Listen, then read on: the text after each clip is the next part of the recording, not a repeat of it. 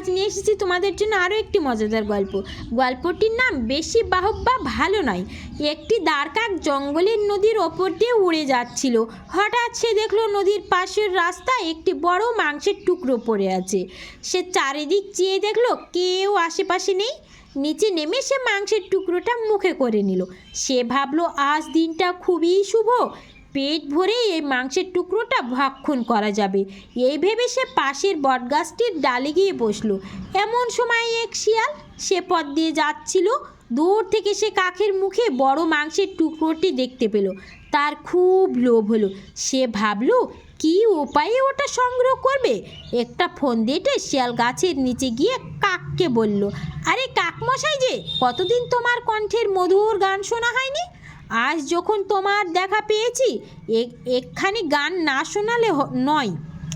দাঁড়কাক কেউ এর আগে তার স্বরের প্রশংসা করেননি, সবাই কদর্যই বলতো।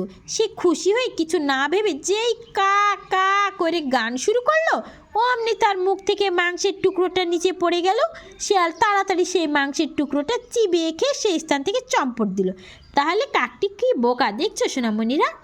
তাই বেশি বাহবা কিন্তু ভালো নয়। যদি আমাদের গল্পটি ভালো লেগে থাকে সোনামণিরা, চ্যানেলটি সাবস্ক্রাইব করে সঙ্গে থেকো আরও নতুন মজাদার গল্প পেতে। ভালো থেকো, সুস্থ থেকো, নিজের খেয়াল রেখো।